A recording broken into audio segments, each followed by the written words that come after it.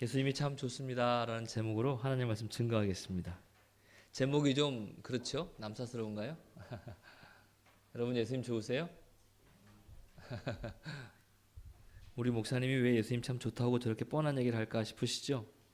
이것도 이제 유명인이거나 연예인이거나 아니면 세상적으로 좀 지식이 있거나 저명하신 분이 예수님 참 좋아요. 그러면 뭔가 좀 이게 설득력이 있고 있어 보이는데 목사가 예수님 좋다 그러면 이게 신뢰가 안 가는 거죠. 신빙성에서 이제 무너지는 거 뻔한 거 아니야? 이렇게 목사가 예수님 안 좋으면 어떡할 거야? 이렇게 나오는 거죠. 요사이 올해 들어서 우리 이화교회는 창세기부터 시작되는 큐티를 전교인이 하고 있습니다. 하고 계시리라 알고 믿고 기대하고 있습니다. 저도 하고 있습니다. 예, 아멘 나왔고요, 웃음 나왔고요. 근데 제가 좀 읽으면서 저도 창세기를 쭉 읽어가면서 리브가 이야기라든지 이삭, 에서, 야곱 열심히 산 사람들입니다. 그렇죠? 여러분 어떤 인물이 열심히 안 산 사람이 어디 있습니까? 열심히 살았습니다. 그런데 뭔가 좀 2% 부족합니다. 예를 들자면 이거예요. 이삭이 뭔가 잘못 생각한 거죠. 뭐냐? 이삭은 맏아들에게 당연히 장자의 권리를 줘야 한다고 생각했던 것 같아요. 이게 뭐가 문제냐면 하나님이 말씀하시잖아요. 그들을 야곱과 에서를 태에 있었을 때 큰 자가 작은 자를 섬기리라. 창세기 25장 23절 말씀입니다. 여호와께서 그에게 이르시되 두 국민이 내 태중에 있구나. 두 민족이 내 복중에서부터 나누이리라. 이 족속이 저 족속보다 강했고 이 다음에요. 큰 자가 어린 자를 섬기리라. 분명히 말씀을 하셨죠. 이걸 기억했어야 하거든요. 이삭은. 하나님 말씀이 있었음에도 불구하고 이삭은 큰아들 에서가 당연히 받아야지라고 생각했습니다. 영적 분별력이 이렇기 때문이죠. 리브가도 마찬가지입니다. 리브가도 자신이 뭔가 열심히 하면 다 뜻대로 될 줄 아나 봅니다. 야곱과 함께 해서 이삭에게서 축복을 받은 다음에 에서가 야곱을 죽이겠다고 하니까 뭐라고 말하냐면 야곱한테 이야기합니다. 창세기 27장 44절 45절에 나옵니다. 내 형의 노가 풀리기까지 몇 날 동안이랍니다. 몇 년도 아니고 몇 날 동안이랍니다. 근데 우리는 알고 있죠. 20년 넘게 야곱이 못 돌아왔습니다. 네, 몇 날. 리브가는 몇 날이라고 생각했습니다. 근데 실제는 20년 넘게였습니다. 뿐만 아니라 45절에 내 형의 분노가 풀려 내가 자기에게 행한 것을 잊어버리거든 내가 사람을 보내서 오게 할게 라고 하지만 못 돌아옵니다. 그래서 이 리브가는 죽을 때도 사랑하는 아들 야곱을 보지 못합니다. 야곱도 마찬가지입니다. 야곱은 아버지와 형을 속이는 게 잘못됐다고 분명히 알고 있었습니다. 여러분 27장 12절입니다. 네, 복은 고사하고 저주를 받을까나이다 이렇게 얘기합니다. 잘못된 거라는 거 알고 있었거든요. 야곱도. 그런데 어머니 리브가가 야 그거 내가 다 저주는 내가 받을 테니까 넌 내가 하는 대로 해 라는 이 말에 못 이기는 채 하고 따라갑니다. 13절 어머니가 그에게 이르되 내 아들아 너의 저주는 내게로 돌리리니 내 말만 따르고 가서 가져오라. 이미 야곱의 마음 가운데는 탐욕이 있었고 그로 인해 에서를 팥죽으로 속였던 것을 모른 채하며 자신은 죄가 없다고 착각하는 거죠. 여러분 우리가 마음 먹고 사는 거 있습니다. 열심히 합니다. 최선을 다합니다. 그런데 한번 돌아봐야 합니다. 하나님의 뜻에 합당한 건지. 그래서 야곱은 20년 동안이나 외삼촌 라반의 집에서 엄청나게 일을 하고 고생을 합니다. 에서의 분노는 20년이 지나도 없어지지 않죠. 에서도 사실 그렇습니다. 장자권이 별거 아니라고 생각했던 거 잘못이죠. 더 나아가서 창세기 26장 35절에 보니까 그 결혼함이 그들이 이삭과 리브가의 마음에 근심이 됐다고 얘기합니다. 저는 큐티를 하면서 제 자신을 돌아봅니다. 나는 하나님 앞에서 나름 사람과의 관계에서 열심히 한다, 성실히 한다. 또 제가 열심히 또 특심이잖아요. 최선을 다한다 등등 하죠. 그런데 하나님의 뜻과 하나님의 방법을 깊이 성찰하고 기도하지 않고 인도하심을 받지 않고 그렇게 나아간다면 이건 아닌 거죠. 재차 얘기합니다. 속도보다 중요한 것은 방향이다라고 이야기하면서도 말은 그렇게 하지만 실상은 깊은 말씀 앞에 성찰과 기도가 있는지 돌아보게 되는 거죠.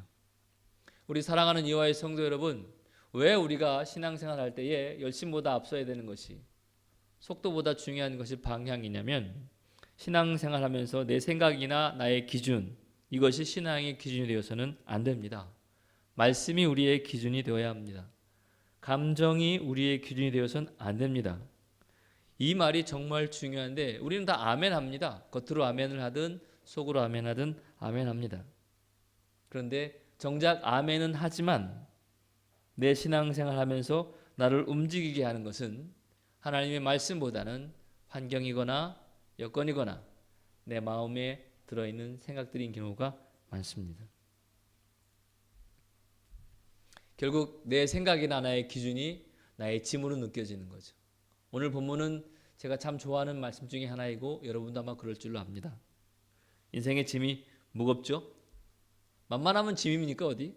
그렇죠? 여러분 구구단 외우시는 거는 짐이십니까? 2일은 1부터 9단까지 다 외우시죠? 그러나 우리 아마 서연이쯤 되면 모르겠네. 다 알고 있는지 모르겠지만 짐일 겁니다.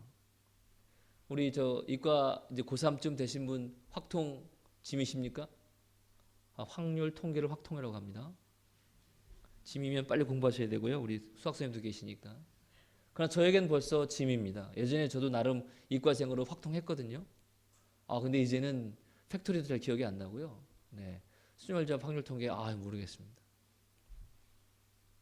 짐이라고 하는 이유는 어렵기 때문에 그렇습니다. 해결할 수 있는 힘이 내게 없으니까 그게 문제가 되는 거죠. 인생에 짐이 있습니다. 많습니다. 무겁습니다. 주저앉고 싶을 때가 많죠. 익은 심, 적은 심, 정신 차리기도 어렵죠. 그러니까 성경에 보면 130년을 산 야곱은 험한 세월을 살았다라고 고백하고요. 120년을 산 모세도 수고와 슬픔뿐이다라고 이야기합니다. 그럼 이 수없이 많은 짐들이 우리 앞에 있는데 믿는 자로서 어찌 살아야 할까요? 앞에 있는 배너를 보십시오. 색깔도 다르고 크기도 좀 박스 제가 봤습니다. 무게가 다른 건 모르겠는데 크기는 일단 다릅니다.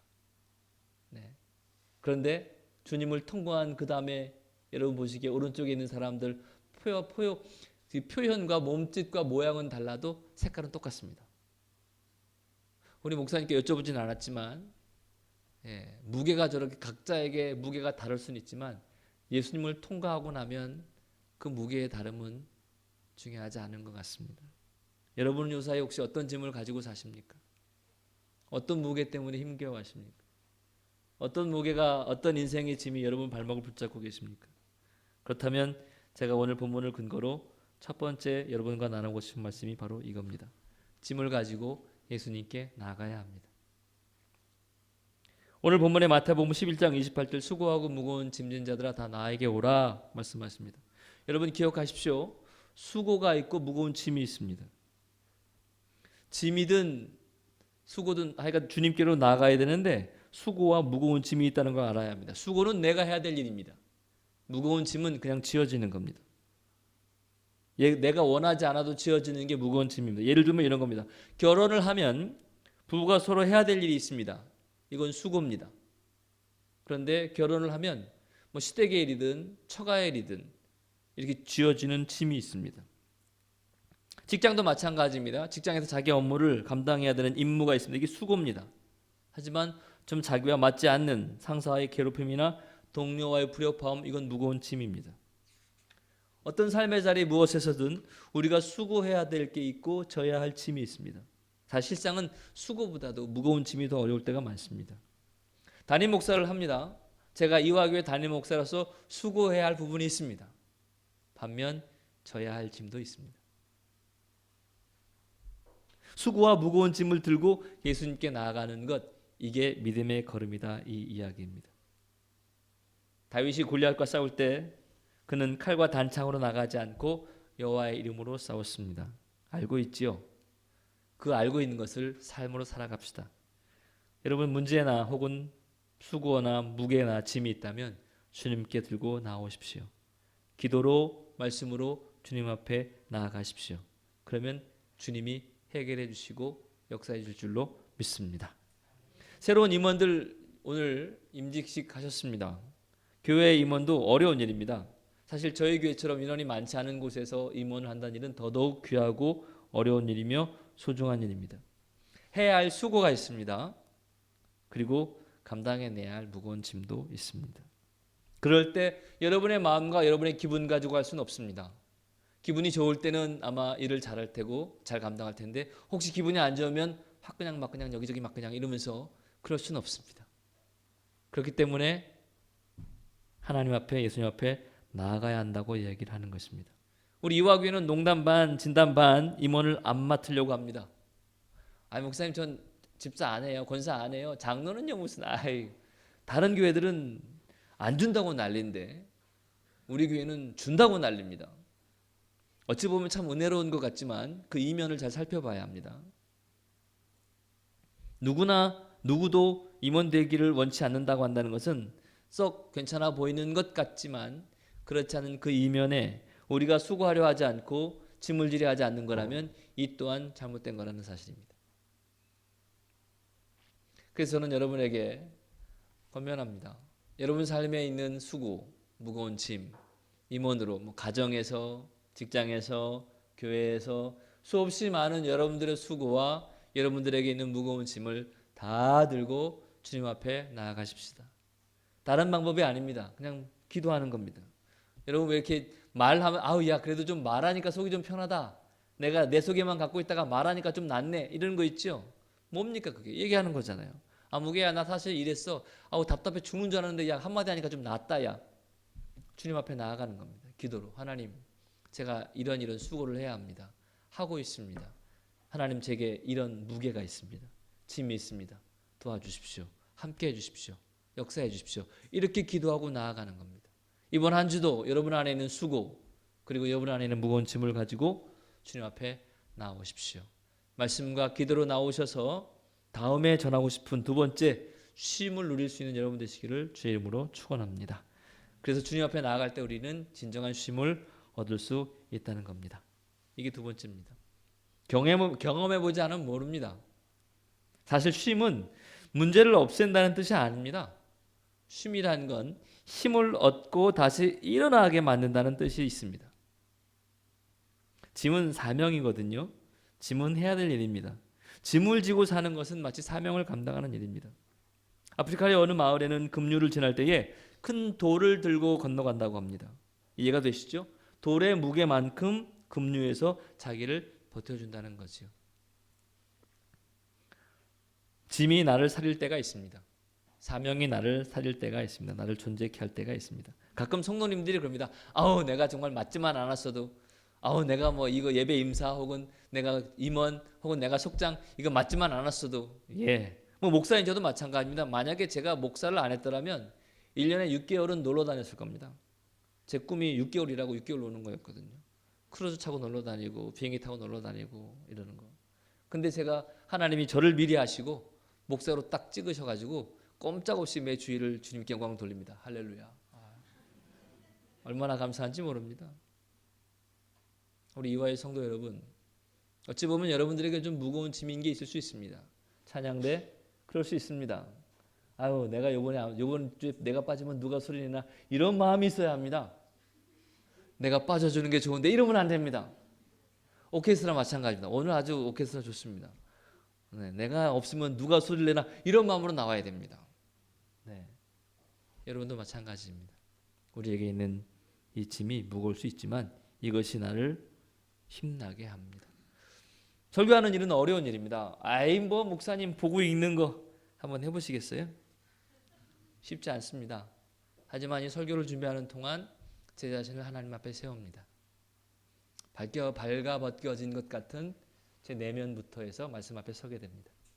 울었다가 웃었다가 가슴 쳤다가 얼굴 뜨거워졌다가 하며 설교 한 편 한 편을 준비합니다. 사실 제게 있어서 설교를 하는 것, 목회를 하는 것은 멍에와도 같습니다. 근데 이 멍에는 여러분이 알다시피 짐을 잘 질 수 있게 하는 도구입니다.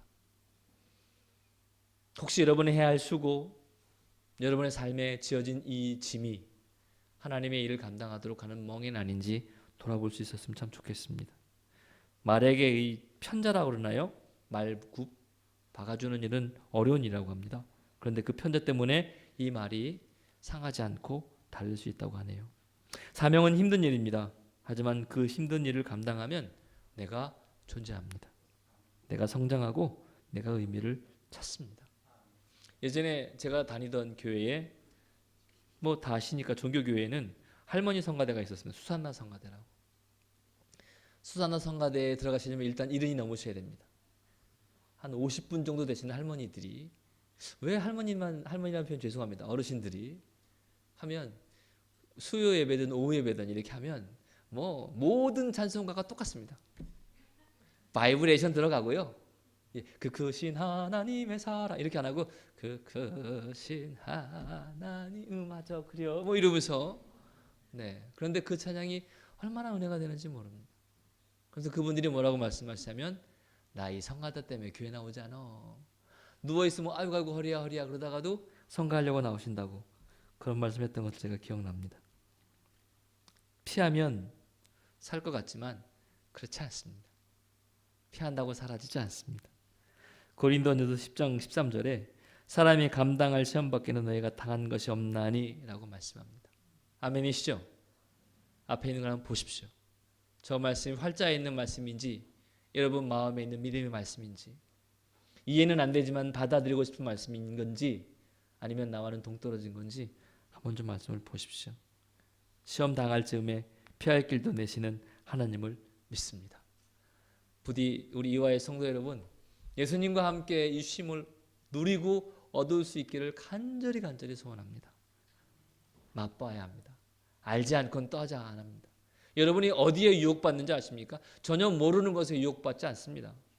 그 맛을 아는 것에 유혹을 받습니다. 은혜도 마찬가지입니다. 그 맛을 경험한 것에 은혜를 받습니다. 저는 게임에 유혹을 받지 않습니다. 게임을 할 줄도 모르거니와 그러나 다른 것들의 유혹을 받을 수 있습니다. 그 부분입니다. 은혜도 마찬가지입니다. 내가 알아야 합니다. 그래서 결국 그 알아가는 과정은 배워나가는 과정입니다. 온유함을 배우고 겸손을 배우는 거 이것 말입니다.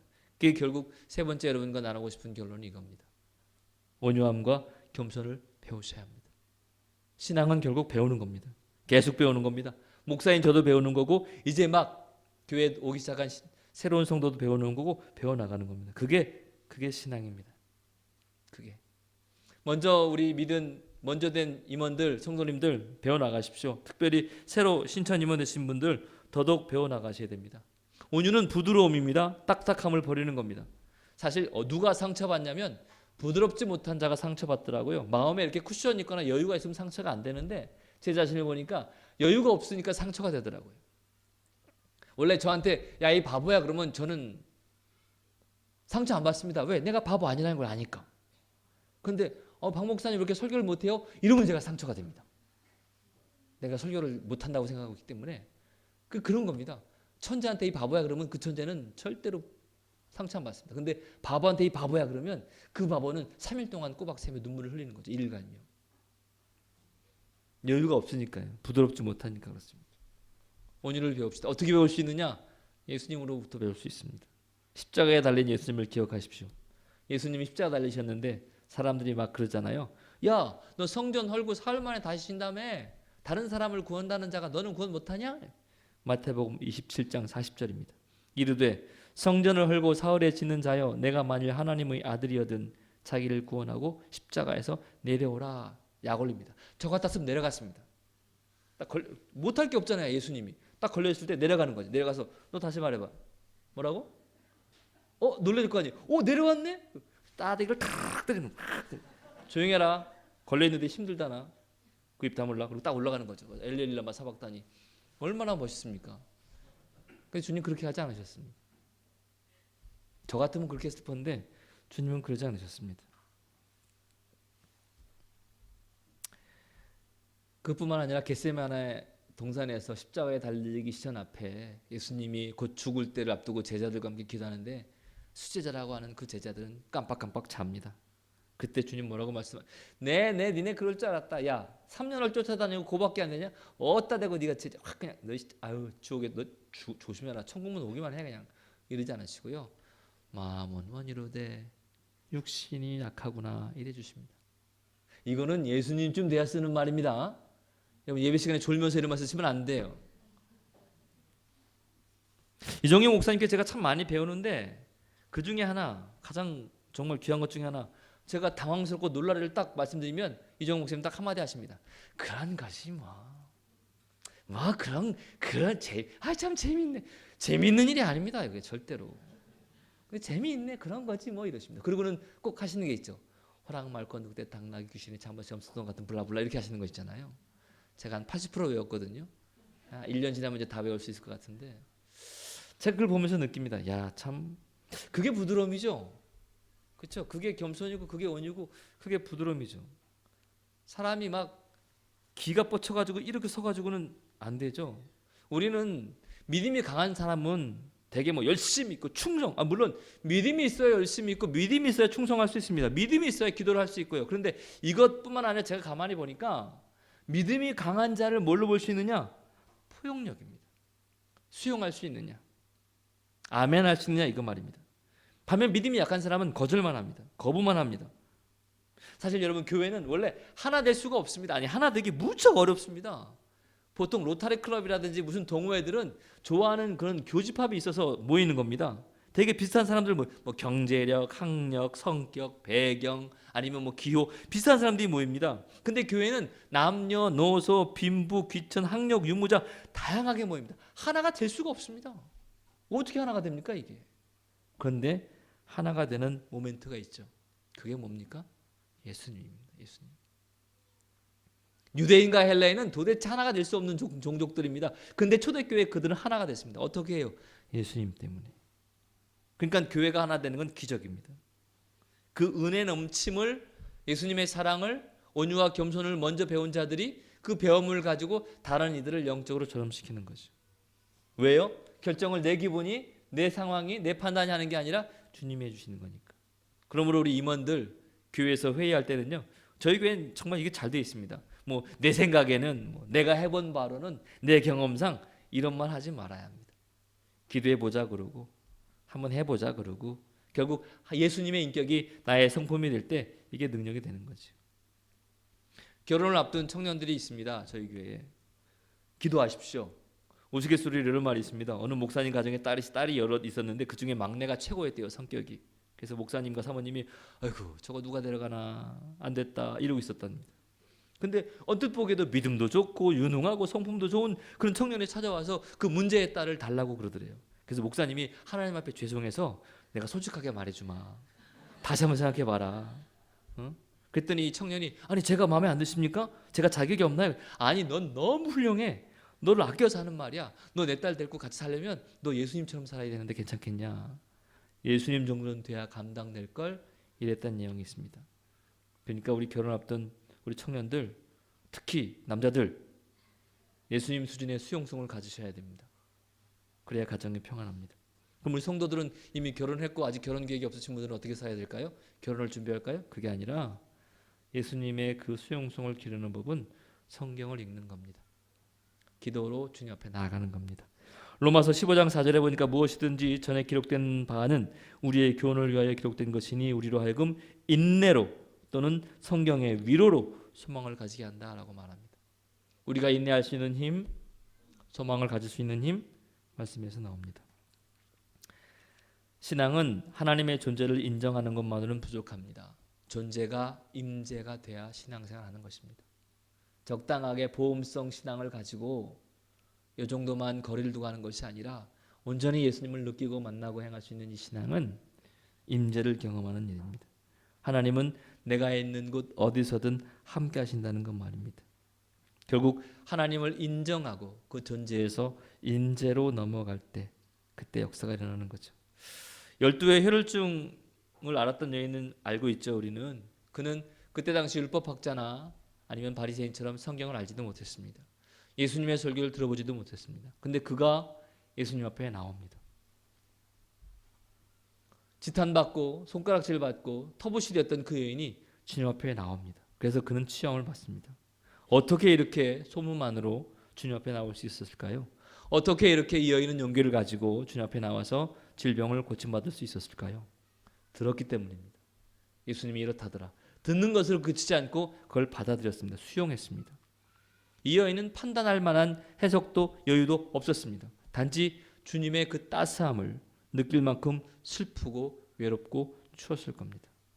성경은 뭐라고 마가복음에 표현하고 있냐면 많은 의원에게 고통을 받고 괴로움을 받았고 다 허비되었으나 병세는 더 중해졌다라고 표현합니다. 사랑하는 성도 여러분, 혹시 여러분 삶에 너무 힘들고 너무 무거운 짐이 있으십니까? 그렇다면 바로 지금이 주님 앞에 나와야 할 때입니다. 주님 앞에 말씀으로 기도로 나와 보십시오. 수용하고 받아들이시고 나아가 봅시다. 말씀을 정리해 마치겠습니다. 저에게 하는 설교이고 우리 모두 이와의 성도들에게 나누고자 하는 말씀이었습니다. 반복되는 평범한 일상의 삶 속에서는 충만한 은혜를 누리고 닿는 일은 어려운 일입니다. 어려울 때는 잘 이겨냈는데 일상의 삶에서는 그 은혜를 무너지는 때가 종종 있습니다. 여러분 항상 하나님이 함께 하신다는 이 평범한 일상에서 보화를 찾는 기쁨의 삶을 살아갈 수 있어야 합니다. 기쁨이 있어야 깊은 쟁기질을 할 수 있습니다. 그 기쁨을 어디서 누리느냐? 말씀을 읽어가며 주님 앞에 기도로 나아가며 예배하며 우리 누릴 수 있습니다. 여러분에 있는 수고와 무거운 짐 주님 앞에 갖고 나오십시오. 그러면 주님은 그 문제를 해결할 수 있는 힘을 주시든 버틸 수 있는 용기를 주시는 기다릴 수 있는 인내함을 주시든 다시 일어설 수 있는 힘을 분명히 주실 줄로 믿습니다. 그 과정 가운데 온유함을 배우고 겸손함을 배워서 부드러움으로 삶으로 주님께 영광 돌리는 저와 우리 이와의 모든 식구들 다 될 수 있기를 주의 이름으로 간절히 축원합니다. 아멘. 기도하겠습니다.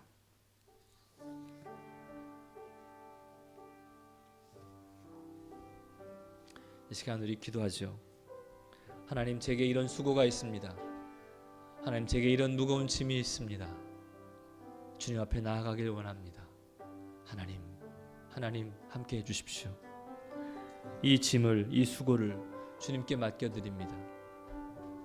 쉼을 얻고 온유와 겸손을 배워 말씀의 은혜의 축복의 통로가 되길 원합니다. 주님 도우시옵소서. 우리 주님 앞에 나아갈까요? 다 같이 기도하겠습니다.